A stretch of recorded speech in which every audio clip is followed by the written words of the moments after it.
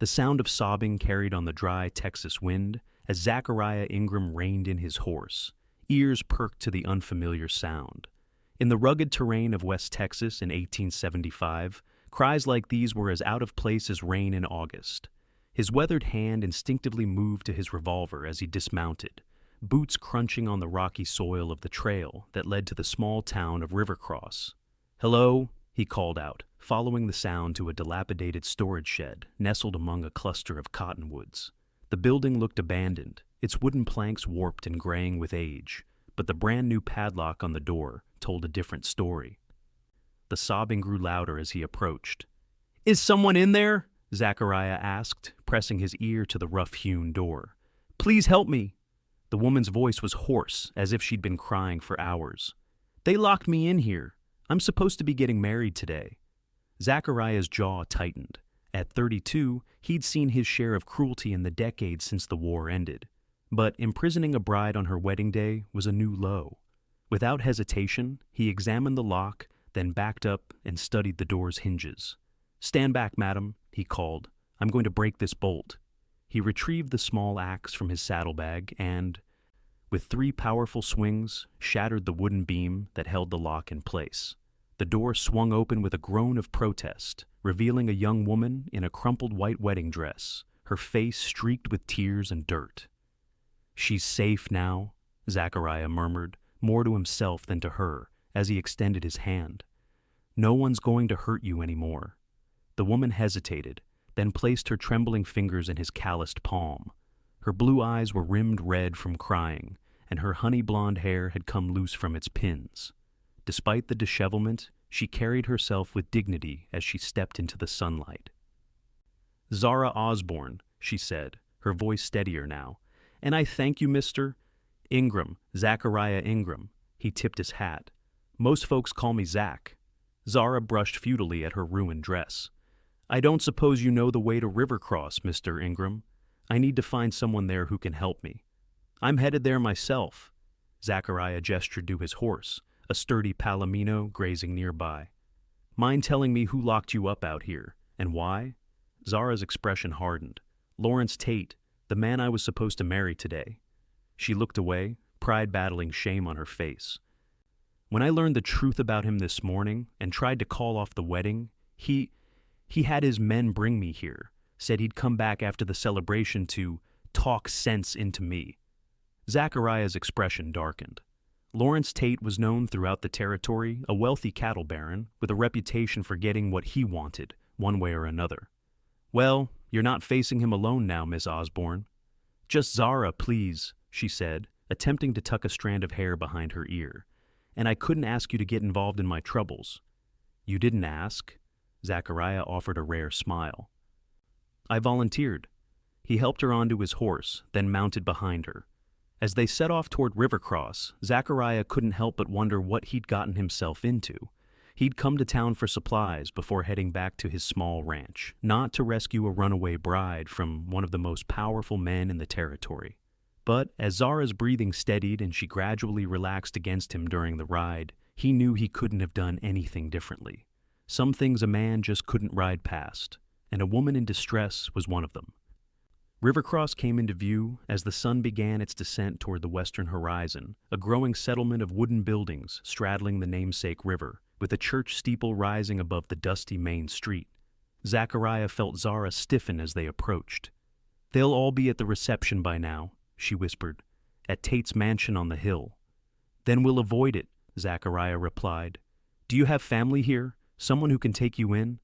Zara shook her head. "My parents died 2 years ago. I came to Texas to teach at the schoolhouse. Lawrence courted me for months. I thought," her voice faltered, "I thought he was a good man." Zachariah guided his horse down a side street, avoiding the main thoroughfare. "What changed your mind?" "This morning, his foreman came to see me, drunk and feeling guilty, I suppose. Told me about how Lawrence had run my predecessor out of town when she refused his advances. How he'd burned down a homesteader's cabin last month to claim the water rights." Zara turned slightly to look at Zachariah. "The foreman said Lawrence had boasted that once we were married, he'd tame me out of my ideas about educating the Mexican children in town." Zachariah's jaw tightened. He'd heard rumors about Tate's methods, but had kept to himself on his small spread, wanting no trouble. Now trouble had found him anyway. "You can stay at Mrs. Holloway's boarding house tonight," he said.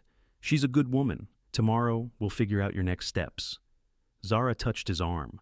"I have savings. I can leave on the next stage. I just need somewhere safe until then." The boarding house was a modest 2-story building with white curtains in the windows and a small garden out front. Zachariah had stayed there when he first arrived in the territory 3 years ago. Mrs. Holloway, a widow in her 50s with sharp eyes and a kind heart, opened the door at his knock. "Mr. Ingram," she said with surprise. Then her gaze fell on Zara, taking in the wedding dress and disheveled appearance. Her eyebrows rose, but she asked no questions. "Come in, both of you." Once inside, Zachariah briefly explained the situation, while Zara stood silently beside him, exhaustion evident in the slump of her shoulders. "Lawrence Tate, is it?" Mrs. Holloway pursed her lips. "That man's been needing someone to stand up to him for years." She patted Zara's hand. "You'll stay here, dear. I have a room at the back of the house where you won't be seen from the street." Relief washed over Zara's face. "Thank you. I can pay—" "We'll discuss that later," Mrs. Holloway interrupted gently. "For now, you need a bath and some rest." Zachariah cleared his throat. "I should go. I'll come back tomorrow to check on you, Miss Osborne." "Wait," Zara said, catching his sleeve. "Mr. Tate will be looking for me. He has men all over town. It isn't safe for you either." Mrs. Holloway nodded thoughtfully. "She's right. Lawrence Tate isn't a man who forgets a slight, and he has the sheriff in his pocket." She gestured to a door. "I have another spare room. You should stay here tonight, Mr. Ingram." Zachariah hesitated. His plan had been to collect his supplies and head back to his ranch before nightfall. Getting further involved meant potential trouble, the kind that could cost him everything he'd built since settling in Texas. But when he looked at Zara, standing there in her ruined wedding dress with determination replacing fear in her eyes, he knew he couldn't leave her to face Tate alone. "Just for tonight," he agreed. After Zara had bathed and changed into a simple dress loaned by Mrs. Holloway, the three of them sat around the kitchen table, eating a simple dinner of stew and cornbread. Zachariah couldn't help noticing how different Zara looked, now her blonde hair falling in loose waves around her shoulders, her face clean of tear stains and dirt, revealing a sprinkle of freckles across her nose. "What will you do now?" he asked. Zara stirred her stew thoughtfully. "Go east, perhaps. There are always schools looking for teachers." A shadow crossed her face. "I just hate leaving my students here. Some of them were making such progress." "It's a shame," Mrs. Holloway agreed. "The children adore you, especially those who never had a proper teacher before." A knock at the front door silenced them. Mrs. Holloway put a finger to her lips and went to answer it. Zachariah moved closer to Zara, ready to usher her out the back if necessary. They could hear the murmur of voices. Then Mrs. Holloway returned with a tight expression. "It's Sheriff Dawson. He says Lawrence Tate has reported the theft of his bride." Zachariah stood. "I'll handle this." "No," Zara rose beside him. "This is my fight." Before he could stop her, she marched into the front room where Sheriff Dawson stood, twisting his hat in his hands. The man's eyebrows shot up at the sight of her. "Miss Osborne, Mr. Tate is beside himself with worry. Says you were abducted just before the ceremony." "As you can see, Sheriff, I'm perfectly fine," Zara replied evenly. "There was no abduction. I chose not to marry Mr. Tate, and he had his men lock me in a storage shed to prevent me from leaving." Sheriff Dawson frowned. "That's not how Mr. Tate tells it. He says you had wedding nerves and ran off, and now you're being influenced by—" His eyes shifted to Zachariah, who had moved to stand beside Zara. "Unsavory characters." "Mr. Ingram rescued me from imprisonment," Zara said firmly. "If anyone should be arrested, it's Lawrence Tate." The sheriff sighed, clearly uncomfortable. "Look, Miss Osborne, Mr. Tate is an important man in this town. I'm sure this is all just a misunderstanding that could be cleared up if you'd come with me to speak with him." "She's not going anywhere," Zachariah said quietly, his hand resting near his holstered revolver. Sheriff Dawson's face hardened. "Don't make this worse than it already is, Ingram. I know you're new around these parts, but interfering with Lawrence Tate's business isn't healthy." Is upholding the law your business, Sheriff, or is it protecting Tate? Zachariah asked. The sheriff's hand moved toward his own gun, but Mrs. Holloway stepped between them. That's enough, both of you, she said firmly. Sheriff, you can tell Mr. Tate that Miss Osborne is safe and staying with me by her own choice. If he has concerns, he can address them properly in the morning. It's hardly appropriate to drag a lady out at this hour over a personal matter. Sheriff Dawson hesitated, then nodded curtly. Fine, but this isn't over. He pointed at Zachariah. And you'd best watch yourself, Ingram. Tate doesn't take kindly to men interfering with what's his. I am not his, Zara said, her voice shaking with barely controlled anger. I never was. Please relay that message exactly. After the sheriff left, Mrs. Holloway locked the door and turned to them with a grim expression. Lawrence Tate won't let this go easily. He's a proud man, and he's used to getting his way. All the more reason for me to leave as soon as possible, Zara said. Zachariah shook his head. The stage doesn't come through until Thursday. That's 3 days from now. And Tate will have men watching it, Mrs. Holloway added.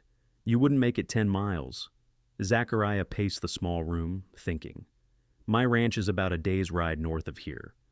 It's remote enough that Tate's men wouldn't find you easily. You could stay there until things cool down, then catch the stage from Coopersville instead. Zara looked at him uncertainly. I couldn't impose. It's not an imposition if it keeps you safe, Zachariah interrupted. Besides, I was heading back there anyway. Mrs. Holloway nodded slowly. It's a good plan. You should leave at first light before Tate's men start watching this house too closely. That night, Zachariah lay awake in the small guest room, listening to the sounds of the house settling.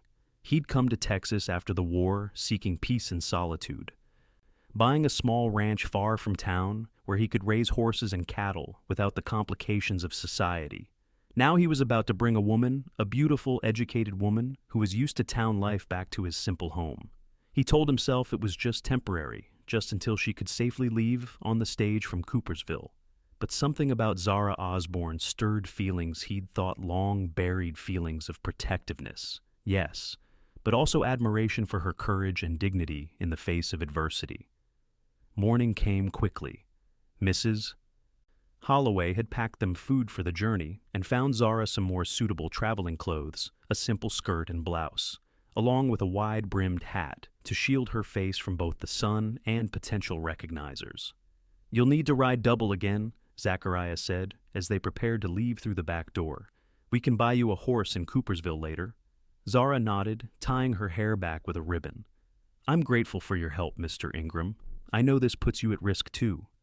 Zach, he reminded her. And sometimes doing the right thing comes with risks.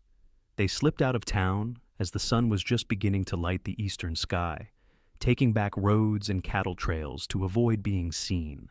Zachariah kept one arm around Zara's waist as they rode, acutely aware of her closeness, the subtle floral scent of her hair, the way she gradually relaxed against him as the miles passed. By midday they had left the more populated areas behind and were crossing open rangeland, the distant mountains a hazy blue on the horizon. They stopped by a small creek to rest the horse and eat some of Mrs. Holloway's provisions. Have you always lived out here alone? Zara asked as they sat in the shade of a cottonwood tree. Zachariah shook his head. I came west after the war, spent some time working cattle drives, then saved enough to buy my own place 3 years ago. The war, Zara said softly. You fought for the Union? I did. Zachariah's voice was neutral, though I try not to bring it up much around here. My father fought too, Zara replied. He never quite recovered from what he saw. Is that why you chose to live away from people? Zachariah considered her question. No one had asked him so directly before. Partly, he admitted. It's simpler with just animals for company. They don't judge, don't ask questions, don't bring up memories best left buried. Zara studied him, her blue eyes thoughtful. And yet, here you are, helping a stranger and risking Lawrence Tate's wrath. Some things a man can't ignore, Zachariah replied, meeting her gaze. They continued their journey, the landscape growing more rugged as they traveled north. By late afternoon, the first raindrops began to fall from gathering storm clouds. My place is still a few hours away, Zachariah said with concern, looking at the darkening sky. We won't make it before this storm hits full force. Is there shelter nearby? Zara asked, pulling her borrowed shawl tighter around her shoulders. Zachariah nodded. There's an old line shack about a mile ahead. It's not much, but it'll keep us dry. The rain was falling steadily by the time they reached the small wooden structure, a one-room cabin used by cowboys during roundup. Zachariah helped Zara dismount, then led his horse to the lean to shelter attached to the side of the cabin. Inside, the shack was dusty but sound, with a small iron stove, a rough wooden table with 2 chairs, and a narrow bunk against one wall. Zachariah quickly got a fire going in the stove, while Zara shook out the blankets from his saddlebags. It's not much, he apologized, looking around the Spartan accommodations. It's perfect, Zara said, warming her hands by the stove. Certainly better than a storage shed. That comment, delivered with a hint of rueful humor, surprised a laugh out of Zachariah. I suppose that's true. As the rain drummed on the roof, they shared a simple meal of jerky, hardtack, and the last of Mrs. Holloway's apple pie. Zachariah found himself telling Zara about his ranch, the small herd of cattle he was building, the 3 horses he was training to sell, the vegetable garden he'd planted that was probably being decimated by rabbits in his absence. In turn, Zara spoke of her teaching, her eyes lighting up as she described her students' progress and her plans to expand the school. I'll miss them, she said softly, especially the younger ones who were just starting to read. Why did you agree to marry Tate? Zachariah asked, then immediately regretted the question. I'm sorry, that's not my business. No, it's a fair question. Zara sighed. The school board threatened to close the school due to lack of funds. Lawrence offered to finance it entirely if I would marry him. I thought... She looked away. I thought it was a fair exchange, my freedom for the children's education. Until you learned what kind of man he really is, Zachariah finished. Zara nodded. I was naive. I believed his public persona, the generous benefactor, the civic-minded businessman. Her expression hardened. I didn't realize that everything he does is about control, not kindness. Outside, the storm intensified, wind howling around the small cabin. Zachariah added more wood to the stove, then gestured to the bunk. You should take the bed. I'll sleep on the floor. Don't be ridiculous, Zara protested. There's room enough for both of us if we're careful. Zachariah felt heat rise in his face. That wouldn't be proper, Miss Osborne. Zara raised an eyebrow. Mr. Ingram, I think propriety left the building when I fled my own wedding and rode off with a strange man. Besides, she added more gently, the floor is cold and hard, and you've done enough for me already. In the end, they compromised. Zachariah laid his bedroll on top of the bunk, and they both lay down fully clothed, back to back, with as much space between them as the narrow bed would allow. Despite his exhaustion, Zachariah found sleep elusive, acutely aware of Zara's soft breathing behind him. He woke sometime in the night to find that they had both shifted in their sleep. Zara was now nestled against him, her head on his shoulder, one hand resting on his chest. For a long moment, he remained perfectly still, afraid to disturb her, strangely reluctant to break the contact. In the faint glow from the banked fire in the stove, he studied her sleeping face, the proud set of her jaw, the delicate curve of her cheek, the slight furrow between her brows, as if she were puzzling through a problem even in sleep. She was beautiful. Yes, but it was her spirit that truly captivated him, her courage in standing up to Tate, her passion for her students, her determination to make her own way. Carefully, trying not to wake her, Zachariah shifted to a more comfortable position. As he did, Zara murmured something in her sleep and moved closer, seeking his warmth. He hesitated, then gently put his arm around her, allowing himself this one moment of closeness that he knew could not last. Tomorrow, they would reach his ranch. In a few days, she would be gone, headed east to start a new life, and he would return to his solitude. It was better that way, he told himself. He had nothing to offer a woman like Zara Osborne, no wealth, no position in society, just a small ranch and a past full of ghosts. Yet, as he drifted back to sleep with Zara in his arms, Zachariah couldn't help but wonder what it might be like to have her presence in his life permanently. Her laughter filling the quiet rooms of his cabin, her intelligence challenging his thoughts, her warmth banishing the loneliness he'd grown so accustomed to. He hardly noticed it anymore. Dawn broke clear and bright, the storm having passed during the night. Zachariah woke first, carefully extracting himself from Zara's embrace without waking her.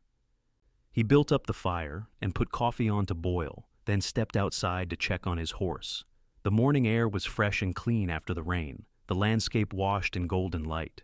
To the north, he could just make out the silhouette of his ranch against the foothills, the small cabin he'd built with his own hands, the corral for the horses, the barn that still needed a new roof before winter.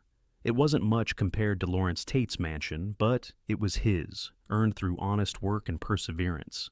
For the first time, he found himself seeing it through an outsider's eyes, Zara's eyes, and wondering if it would seem pitifully inadequate. "It's beautiful out here." Zachariah turned to find Zara standing in the doorway of the line shack, her hair loose around her shoulders, her borrowed clothes rumpled from sleep. Despite this, or perhaps because of it, she looked more appealing than ever.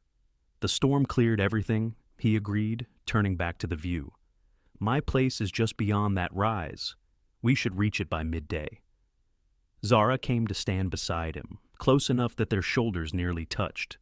"Thank you for last night," she said softly, "for your warmth." Zachariah felt heat rise in his face. "I didn't mean to. That is, I hope I didn't." "You were a perfect gentleman," Zara assured him, a small smile playing at the corners of her mouth. "I was the one who apparently decided you made a better pillow than the actual pillow." The tension broke as they both laughed, and Zachariah found himself relaxing. "Coffee should be ready," he said, "and we still have some biscuits for breakfast." They set out after eating, riding double again. But now there was a new ease between them. Zara asked questions about the land they passed through, and Zachariah found himself pointing out landmarks, explaining which grasses were best for cattle. Sharing knowledge he'd accumulated over years of working the land. As promised, they reached his ranch by midday. It was a modest spread, a sturdy log cabin with a covered porch, a corral containing 3 horses who whinnied in greeting, a small barn, and beyond that, pasture land where his small herd of cattle grazed. A stream ran along the eastern edge of the property, lined with cottonwoods and willows. "It's lovely," Zara said as he helped her dismount. "So peaceful." "It's not much," Zachariah replied, suddenly self-conscious. "But it's home." Inside, the cabin was simple, but neat: a main room with a stone fireplace, a kitchen area with an iron stove, a wooden table with 4 chairs, and a few pieces of mismatched furniture, including a comfortable-looking armchair near the hearth. 2 doors led off the main room, one to Zachariah's bedroom and one to a small guest room he rarely used. "You'll stay in here," he said, opening the door to the guest room. "I'll need to air it out a bit, but the bed's comfortable enough." "It's perfect," Zara assured him, stepping into the small room with its narrow bed and plain wooden dresser. "Far nicer than I expected for a bachelor's ranch." "My mother would haunt me if I lived like a savage," Zachariah said with a slight smile. "She always said a proper home needed curtains and at least one comfortable chair for reading." Zara touched the simple cotton curtains at the window. "She sounds like a wise woman." She was. Zachariah's expression softened at the memory. "Died of influenza when I was 20. Father followed a year later." "I'm sorry," Zara said gently. "It's hard, isn't it, being the one left behind?" Zachariah nodded, recognizing in her eyes the same grief he still carried. "It is. But you learned to keep going." The afternoon passed quickly as they settled in. Zachariah showed Zara around the property, introduced her to the horses, and checked on his garden, which had indeed suffered from rabbit incursions during his absence. Together, they prepared a simple dinner of beans, cornbread, and the last of the vegetables that had survived. As they ate at the kitchen table, Zachariah found himself watching Zara, the way she tucked her hair behind her ear when she was thinking, the graceful movement of her hands as she spoke, the spark of intelligence in her blue eyes. In just 2 days, she had somehow transformed his quiet home, bringing life and warmth to spaces that had felt empty for too long. "What will you do?" he asked suddenly. "When you go east, I mean." Zara considered the question. "Find another teaching position, I suppose. It's what I know, what I love." "You're good at it," Zachariah observed. "I can tell by the way you talk about your students. They deserve a chance, Zara said passionately, especially the ones others have given up on. Every child can learn if given the opportunity and the right guidance. Zachariah nodded, remembering his own difficult school days. I had a teacher like you once, Mr. Starr Barrett. He was the only one who saw past my stubbornness to realize I couldn't read the blackboard because I needed spectacles, not because I was slow. Exactly. Zara leaned forward, eyes alight with enthusiasm. So many children are labeled troublemakers or dim-witted when the real issue is something entirely different: hunger, poor eyesight, troubles at home, or simply a different way of learning. As she spoke about her teaching philosophy, Zachariah found himself drawn further into her passion, asking questions, sharing his own thoughts on education. Before they knew it, hours had passed, the fire had burned low, and they were still deep in conversation. I should let you rest, Zachariah said finally, noticing the lateness of the hour. It's been a long couple of days. Zara nodded, though she seemed reluctant to end their talk. Yes, I suppose so. Good night, Zach. It was the first time she'd used his shortened name, and something about the way it sounded in her voice made his heart beat faster. Good night, Zara. The next morning, Zachariah woke early as usual and found Zara already up, standing on the porch with a cup of coffee, watching the sunrise paint the eastern sky in shades of pink and gold. I hope I didn't wake you, she said as he joined her. No, I'm always up with the sun. He leaned against the porch railing beside her. Sleep well? Better than I have in months, Zara admitted. There's something about the quiet out here that's soothing. Zachariah nodded. That's why I chose this place. Far enough from town to have peace, but not so far that I can't get supplies when needed. They spent the day working together around the ranch, Zachariah tending to the horses and checking on the cattle, Zara helping to weed the garden and prepare meals. There was an easy rhythm to their collaboration, as if they'd been doing it for years rather than a single day. In the afternoon, Zachariah taught Zara how to ride his gentlest mare, a dappled gray named Lily. She was a quick learner, and soon they were riding side by side along the stream that marked the eastern boundary of his property. If I keep going east from here, Zara mused, where would I end up? Eventually, the Mississippi, I suppose. Zachariah glanced at her. Still planning your escape route? There was a teasing note in his voice that surprised them both. Zara smiled. Just exploring my options. The stage to Coopersville leaves the day after tomorrow. Doesn't it? Zachariah nodded, feeling an unexpected pang at the reminder of her imminent departure. Yes. We'd need to ride out early in the morning to catch it. They fell silent, the only sounds the soft clop of hooves and the gurgle of the stream. Finally, Zara spoke again. I've been thinking about what Lawrence Tate will do when he realizes I've truly gone. He's not a man who accepts defeat easily. No, Zachariah agreed grimly. He's not. But once you're back east, you'll be beyond his reach. And what about you? Zara turned to look at him directly. When I'm gone, you'll still be here, within his reach. Zachariah shrugged. I can handle Tate. He's a dangerous man, Zach, with dangerous friends. I couldn't bear it if something happened to you because of me. The genuine concern in her voice touched him deeply. Nothing's going to happen to me, he assured her. Tate may be powerful in town, but out here, men are judged by different standards. Besides, he added with a slight smile, I'm rather good with a rifle. Zara didn't look convinced, but she nodded. Just promise me you'll be careful. I promise. That evening, as they sat on the porch watching the sunset, Zachariah found himself reluctant to see the day end. Tomorrow would be their last full day together before Zara left for Coopersville and the stage that would take her east, out of his life. Tell me about your home back east, he said, before you came to Texas. Zara's expression grew nostalgic. It was a small town in Ohio. My father was the local doctor. My mother taught piano. We had a white house with blue shutters and a garden full of roses. She sighed. After they died, there was nothing to keep me there. Too many memories. So you came west.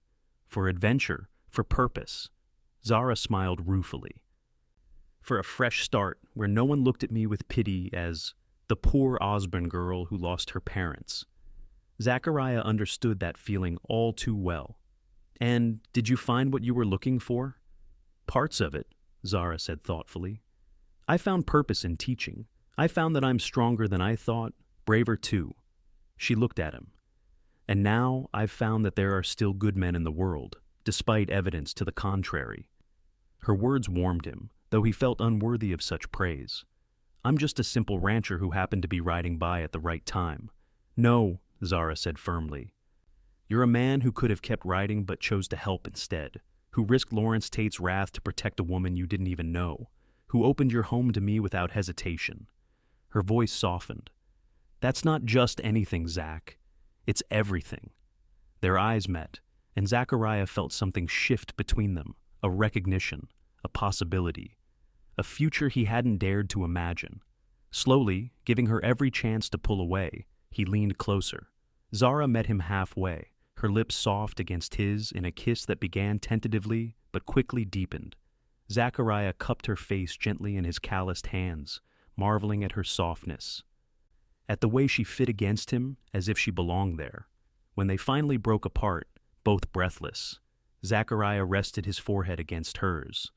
"I wasn't expecting this," he murmured. "Neither was I," Zara admitted, her fingers tracing the line of his jaw. "But I'm glad it happened." They stayed on the porch long into the night, talking, sharing occasional kisses, learning each other in this new way. Zachariah told her about his time in the war, about the nightmares that still sometimes woke him, about his dream of building his ranch into something he could be proud of. Zara spoke of her hopes for the future, her passion for teaching, her desire to someday start a school of her own where all children would be welcome regardless of background. As the night grew cooler, Zachariah draped his jacket around Zara's shoulders and pulled her closer. "It's getting late," he said reluctantly. "We should probably turn in." Zara nodded but made no move to leave. "Zach," she said softly, "I don't want to leave tomorrow." The simple declaration sent a surge of joy through him, followed immediately by doubt. "What about your plans? Going east, starting over?" "Plans can change," Zara replied. "The truth is, I've felt more at home here in 2 days than I did in Rivercross in 2 years. This is a hard life," Zachariah warned, needing her to understand. "Isolated, demanding, nothing like town life." "I'm stronger than I look," Zara reminded him. "And isolation doesn't seem so bad when you're with the right person." Zachariah searched her face, hardly daring to believe what she was suggesting. "Are you sure about this? About me?" In answer, Zara kissed him again, a kiss full of certainty and promise. When they separated, she smiled up at him. "I've never been more sure of anything."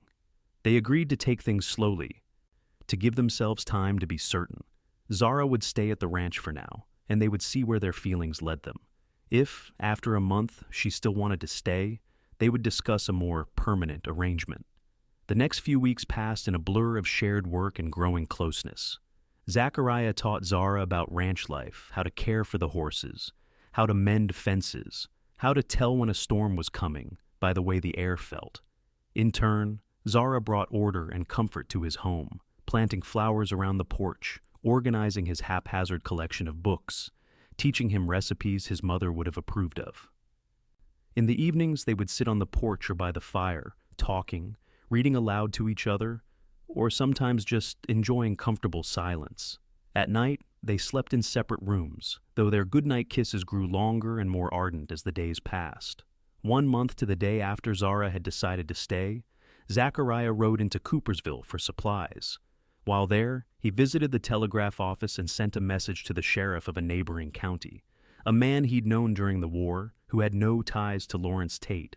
The reply came back quickly. Tate was still searching for Zara, offering a substantial reward for information about her whereabouts. Zachariah also made another purchase, a small gold ring with a single pearl. It wasn't fancy, nothing like what Lawrence Tate could have offered, but it represented everything he had to give. When he returned to the ranch, he found Zara waiting anxiously on the porch. "You were gone so long," she said, embracing him tightly. "I was worried." "Just being careful," Zachariah assured her, holding her close. "Tate still has men looking for you." Zara's expression hardened. "He can look all he wants. I'm not going back." "No," Zachariah agreed. You're not. He took her hand and led her to the porch swing they'd hung together the week before. It's been a month.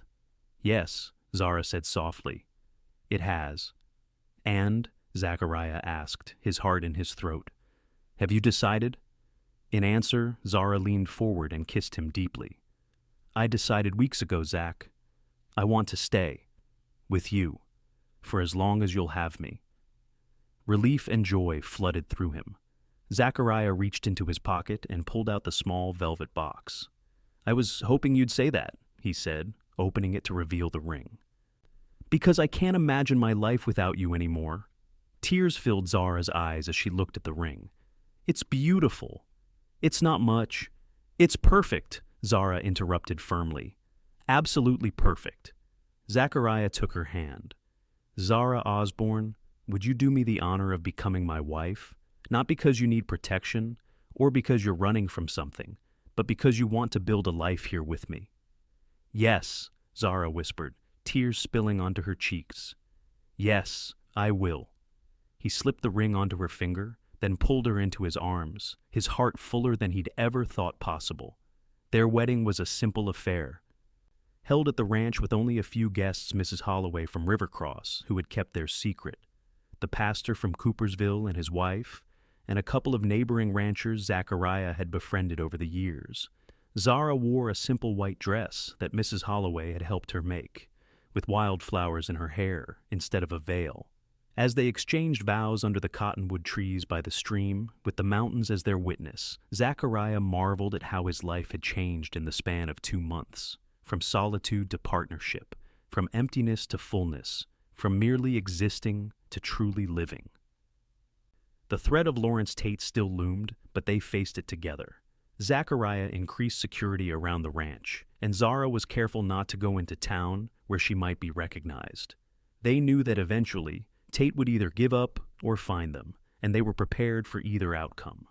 3 months after their wedding, the confrontation they had been dreading finally came.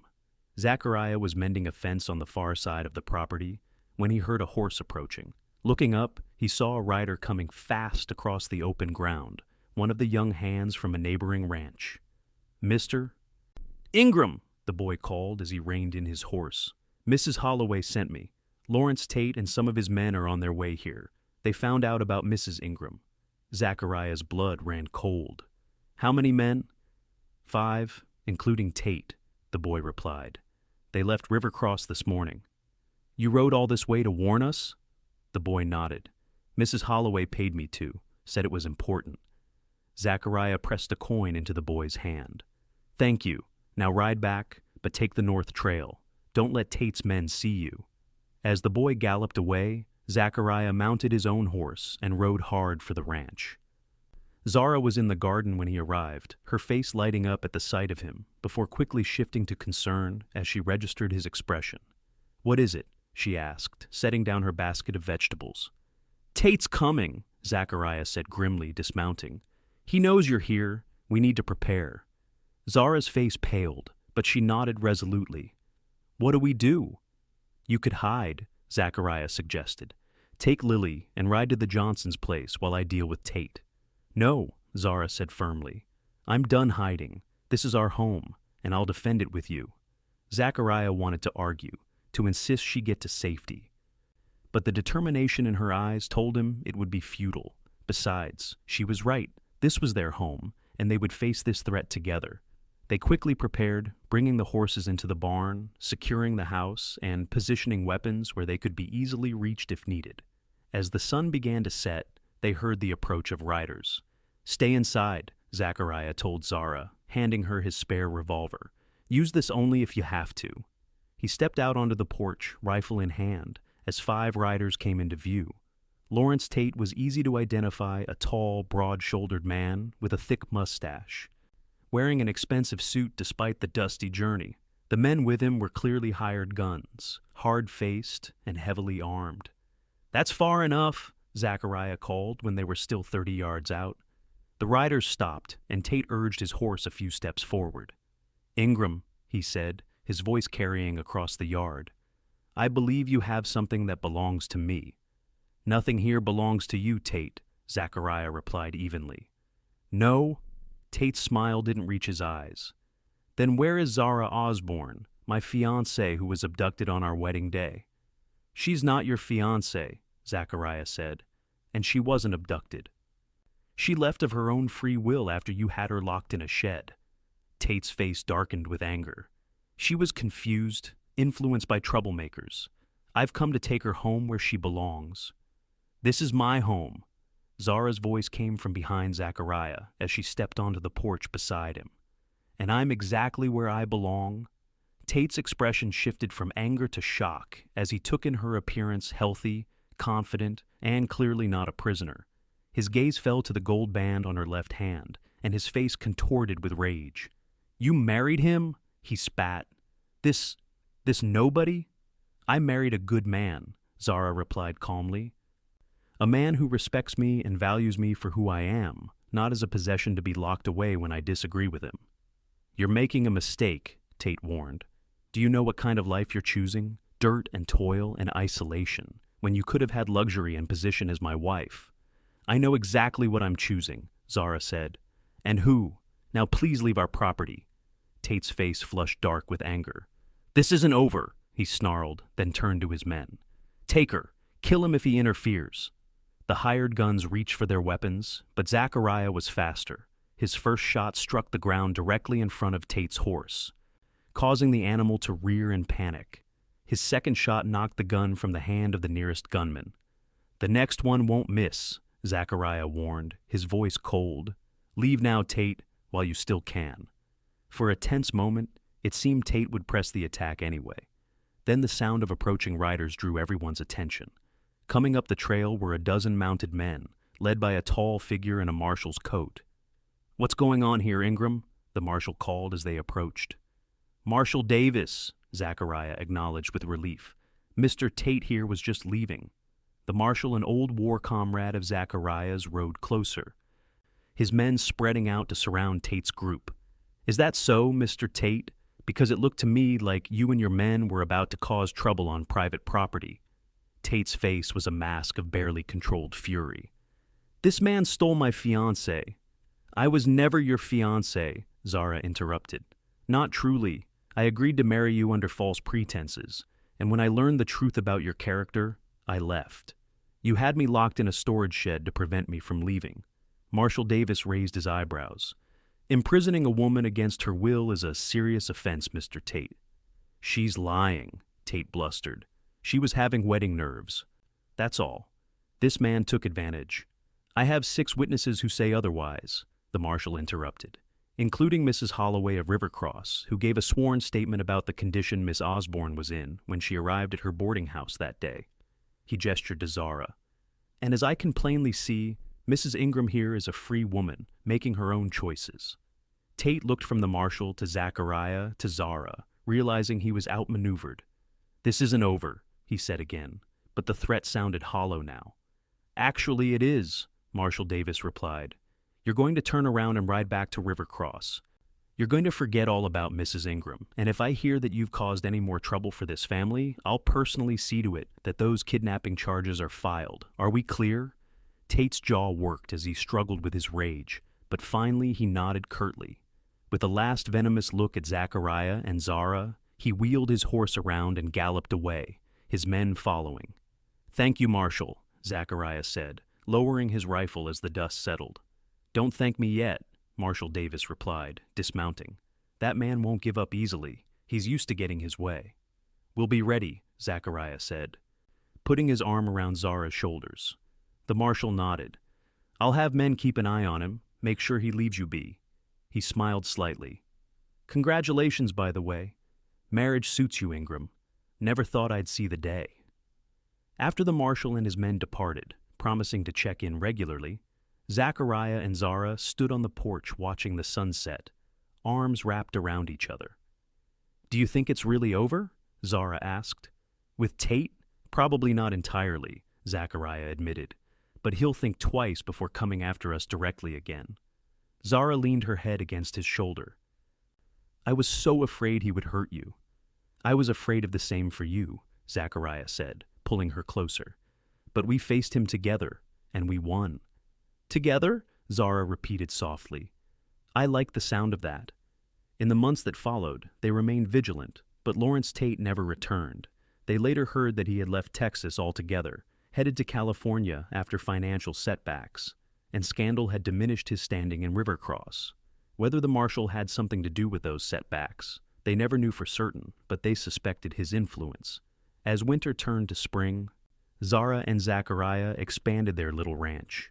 With the threat of Tate gone, Zara began teaching again, not in town, but in their own home, where children from neighboring ranches and farms came 3 days a week to learn reading, writing, and arithmetic. Zachariah's cattle herd grew, and his reputation as a horse trainer spread throughout the territory. They added a proper schoolroom to the house, expanded the garden, and began planning for the future they would build together. On their first anniversary, as they sat on the porch swing watching the sunset, Zara had a surprise for Zachariah. I have something to tell you, she said, taking his hand and placing it gently on her stomach. We're going to need to add another room to the house by winter. Zachariah's eyes widened as he understood her meaning.